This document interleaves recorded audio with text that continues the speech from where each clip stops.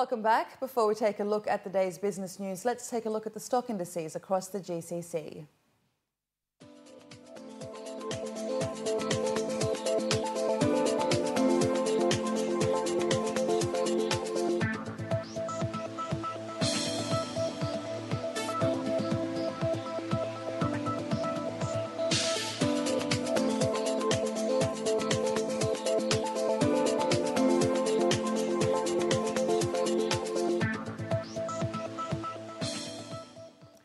Building Dubai's digital infrastructure to support the strategy of Dubai's Smart City initiative can create an estimated 27,000 jobs and have a GDP impact of $5.5 billion.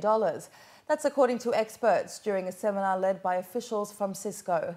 During the seminar, officials stated that the changing dynamics of technological advancements, rapid urbanisation and desire for efficient and innovative government services has increased the demand for developing digital infrastructure to create smart and connected cities. The discussions are in line with a recent initiative from the UAE Vice President, Prime Minister and ruler of Dubai, His Highness Sheikh Mohammed bin Rashid Al Maktoum, to transform Dubai into a smart city using the latest advances in technology for providing government services that are easily accessible, quick and efficient. Officials highlighted that the convergence of all intelligent solutions and services under one platform remains one of the challenges, which they believe is paramount for delivering efficient results towards improving overall quality of life in a city. If you do it correctly, just take one example, 70% of the energy in a country goes into cities, and 40 to 60% of all energy in a city is used up in commercial buildings, and 30 to 40% of all energy consumed in a building is waste. Through smart technologies, you can lower that. So that has tremendous implications on cost. Second, if I can consume technology as a service, I lower my capex, so I can do more because I'm buying it differently. That's the second advantage. Crime can be dropped by 20 to 30%. We know just by monitoring, we can detect and prevent it before it happens, not after it happens. Healthcare, you can, congestions. You can, by taking technology and using technology for delivering services differently, I can lower my need for going from hospitals to hospitals, just do small things. I can do it in an integrated manner. During discussions, panellists also added that Dubai's current and past initiatives regarding M-government and e-government services have laid the foundations for further enhancing the digital infrastructure. According to Rabih Dabbousi, Managing Director of Cisco UAE, with current technologically advanced infrastructure in place, Dubai can learn from the recent smart city initiatives of Barcelona and Nice to create one of the world's most connected and sustainable urban centres. Ultimately, that intelligence that is going to be built is going to go through phases. The first phase that we're going to see is the build-out and the infrastructure phase, where we take what's already smart Dubai to a smarter Dubai. That's the implementation of network systems, overlay networks, sensories, information, linking them all together, smart policies, smart implementations, and so on. The second phase is really harnessing the value. That's the acceleration and growth phase. This is where your economy start growing and harnessing the benefit behind putting all that intelligence and technology in the city and really building on it and accelerating it. Then thirdly, it's the sustainable phase or the sustainability phase, where you start having sustainability in the economy and the social fabric of the city, and then in the environment, which is very important for us here. Now, when you reach those cycles, ultimately Dubai would have achieved a new stage in its life with a different level of population, different types of economic verticals and different businesses and so on, and it would have grown and harnessed a lot of value. Then we start the cycle again. With the sweeping economic reforms revealed recently by China, as well as the expected signing of a Sino-GCC free trade agreement, experts are forecasting that the Chinese market will soon see a wave of regional investment.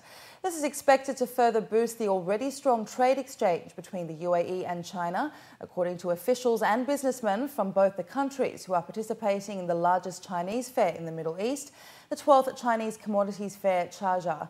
The event officially opened on Monday and will continue until the 18th of December.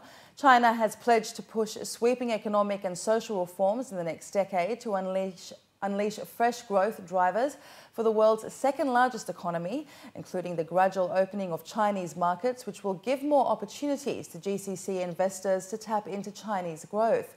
Experts believe that a gradual liberalisation of the currency will also be on the cards.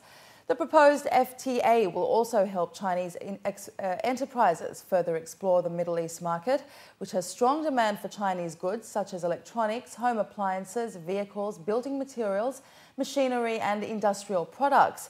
However, this year's exhibition is particularly focusing on agricultural products, which, according to Jeff Fang, Chief Planner of Commodities Fair Sharjah of China's Ministry of Commerce, is a direct reflection of the demand from the UAE market. Starting from this year, we're transforming from a mixed product to specifically focus on the agriculture and food products. So our purpose is based on our study. We understand the Middle East market is a huge market. Many food and agriculture product has to demand on the importing. So we know there's a huge potential there. That's why we kind of adjust our direction over the last few years, and we're pretty sure that there's a good demanding for the agriculture and food products. So we become a professional agriculture and food exhibition. When I come here, I realized Sharjah is very developed. And, we have a lot of buildings, and the city areas is very nice, and people are very friendly. I think I like this place, and I think there's a lot of business opportunities for us. And the SP Jain School of Global Management has celebrated its prestigious Forbes Top 20 Best Business School Rankings 2013 at a ceremony at the Shangri-La Hotel in Dubai. Forbes ranks the world's business schools every 2 years based on their return on investment. US and non-US schools are ranked separately, but a combined list shows that European schools have the 7 highest 5-year MBA gains in the world.